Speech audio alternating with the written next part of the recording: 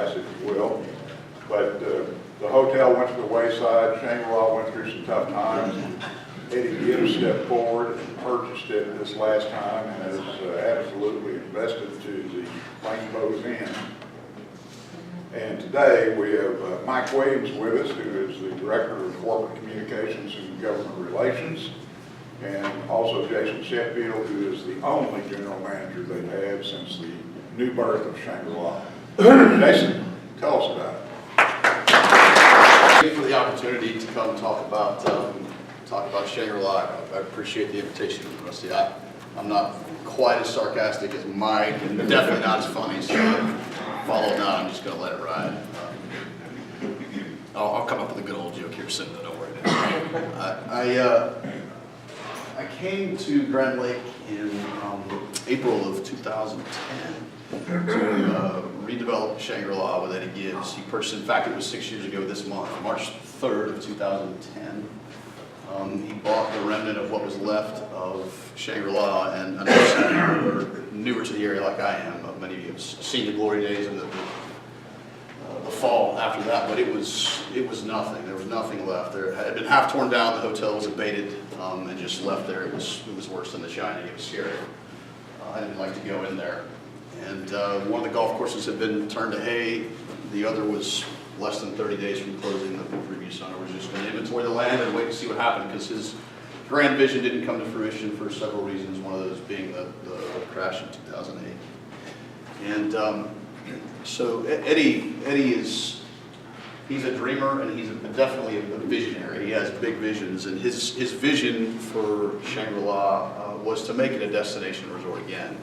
But step one was to build a little 6,000 square foot clubhouse and start with something that resembled a golf club. And he was going to build 9 new holes of golf and redo some greens and irrigation and just wait and see what happened. And it was 11 months later, after that official groundbreaking, that we ended up with a 14,000 square foot clubhouse, and we had decided to completely rebuild 27 holes. The project tripled in size, and that's just the way he does things. When he's in, he's all in.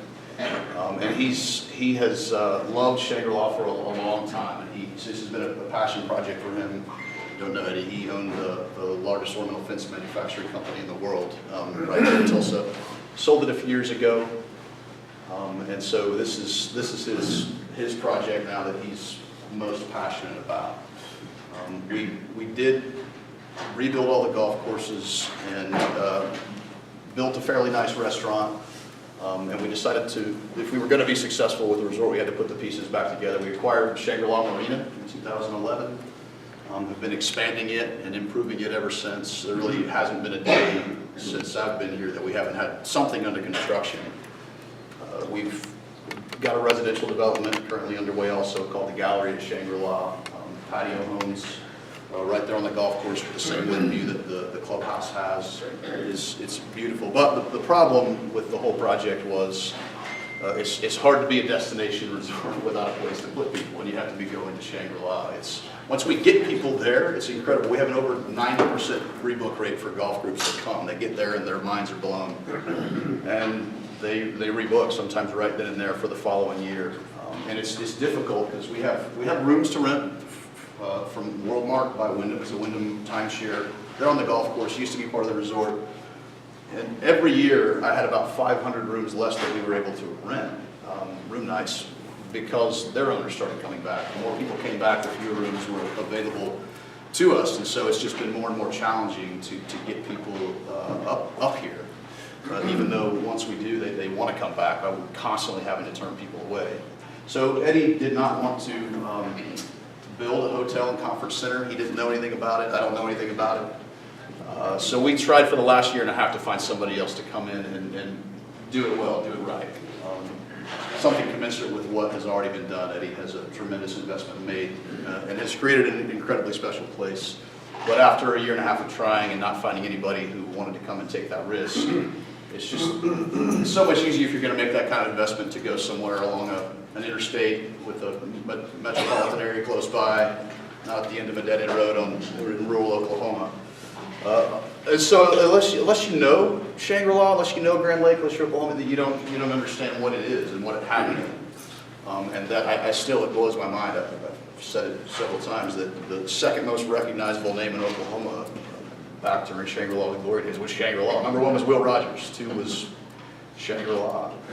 And so for people that are around here, they get the potential, but it's still a very, very difficult project. You know how seasonal we are up here. So shoulder seasons are very difficult, and it was just too risky. And so thankfully, and as I always suspected he would, Eddie doesn't not finish things. So he decided, he'd been doing quite a bit of research through the fall, and it was in January he decided that we were going to go ahead and finish what we started and build a resort, hotel and conference center space. So as is usually the case with Eddie, it's go, go, go. In fact, we're breaking ground officially April 4th. We'll have equipment on site, but we'll start demolition next week. And we, just like with the clubhouse, I don't have plans. We're going as fast as we can go with design and build to get it open by April 1st of 2017. It is exciting. This is what we've all been waiting for, really, at Shangri-La. This is what we were heading towards, and it's been a long 6 years. It's been a good 6 years, but it's finally here. We do have a very, very, very aggressive schedule, especially given the fact that we don't even have usually you spend 6 months planning and designing and all those kinds of things, and that's just not the way that it goes. When he's ready to go, it's go and find a way to make it happen. So to do that, we needed a couple of things. We needed somebody who knew what they were doing, and I think it's one of the best coups that we've ever pulled off in terms of hiring. We hired a gentleman named John Davidson. I was hoping he could be here today. He's goofing off already in Nashville. I can't get any work out. Just came on board and he's already on vacation. He's an incredibly hard worker. He's incredibly knowledgeable in his field. He most recently was at the Hard Rock Hotel and Casino there in Tulsa as the Senior Director of Hospitality Services.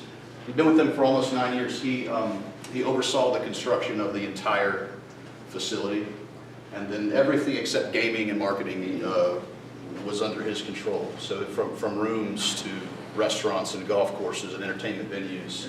Very active and involved in state associations, national associations. He knows everybody in the business. And for us to be successful, we need somebody who is connected, who knows what they're doing, can come in and run a ship as tight as it needs to be run from day one in this business, and someone who can fill it up. The more that I've been able to talk to folks, the more demand I realize actually is there. I think we're going to do really well the first few years, and then we'll see what happens after that. But he's very well connected and has groups already calling him constantly, wanting to book for next year. So it's a great hire. There's nobody better that I can think of to come and oversee this project. And to get the project open by next April, we needed somebody to come in and do it that is capable of that size of a project and who knows what deadlines mean. That's kind of a difficult thing to get done around here. It's late time, which is fantastic most of the time until you need something done. So we hired the Ross Group out of Tulsa. They're a big government contractor, done over $1 billion in government contracting, and they were primarily focused early on. In fact, their largest customer still is the Corps of Engineers.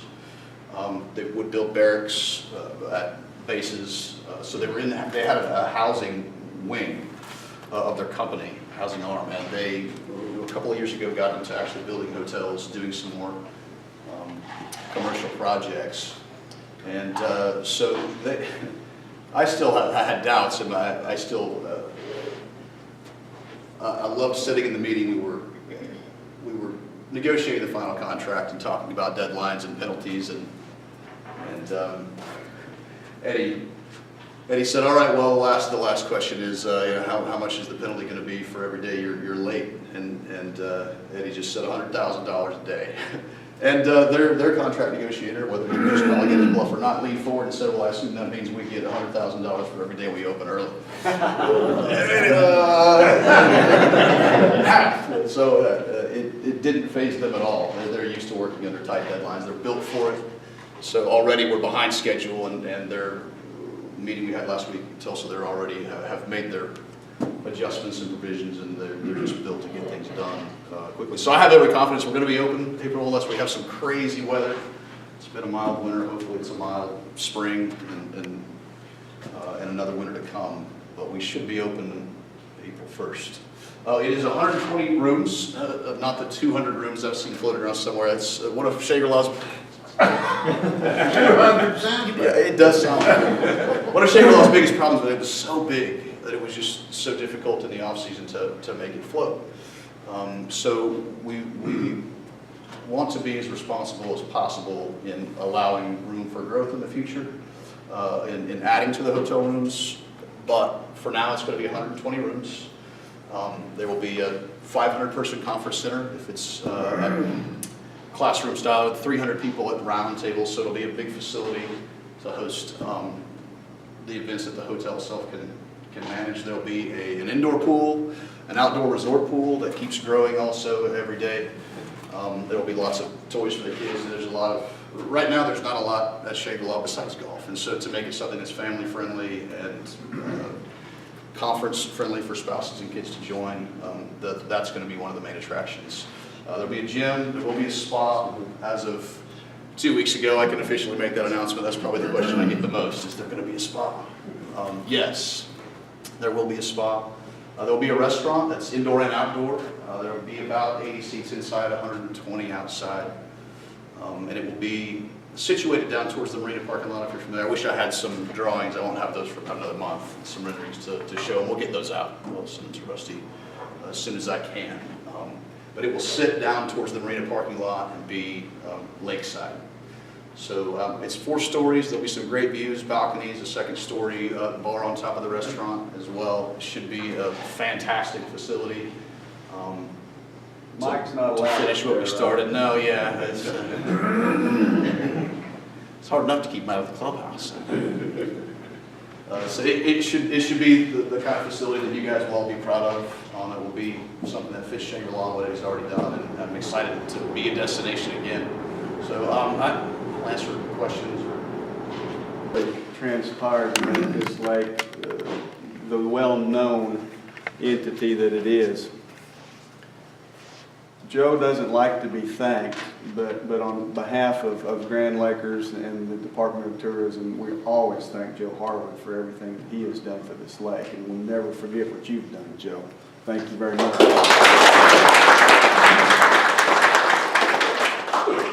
As an 18-year-old going to school in Grove, Oklahoma, I started a retail business. It was nursery and a landscape business.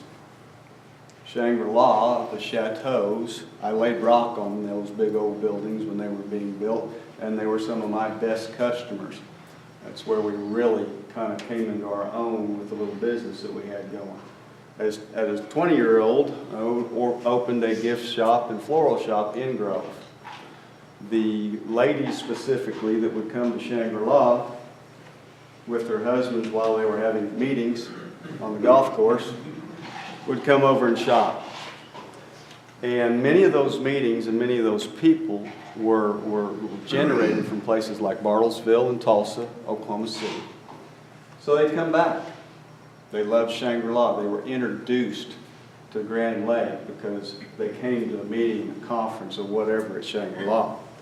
And during those days, as a very young entrepreneur, we did well. And quite honestly, the biggest reason was because of Shangri-La and the people that they brought to the area. And we certainly weren't the only businesses that were like that. In fact, most of the businesses around the lake benefited greatly from the heyday of Shangri-La.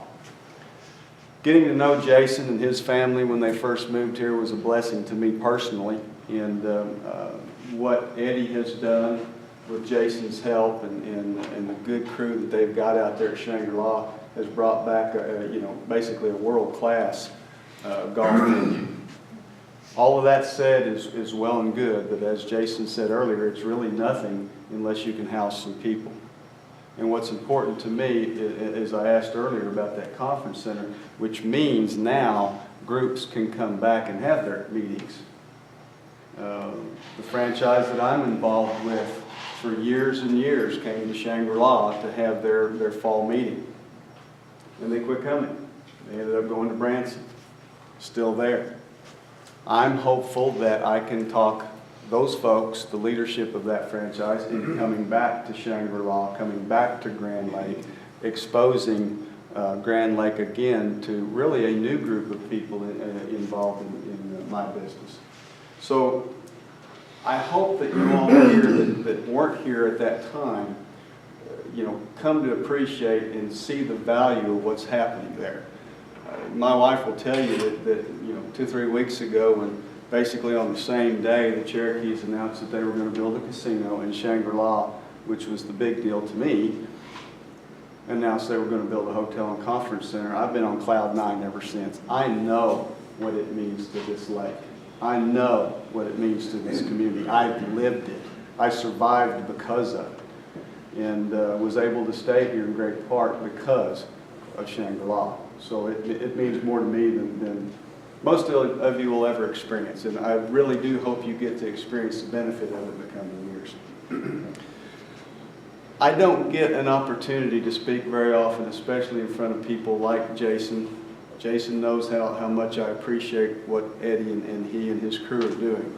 But I want to take this opportunity publicly to say, on behalf of the Department of Tourism, the State of Oklahoma, Governor Mary Fallin, Lieutenant Governor Todd Lamb, thank you so much to Eddie Gibbs, Jason Sheffield, Mike Williams, and all the crew at Shangri-La. We appreciate you.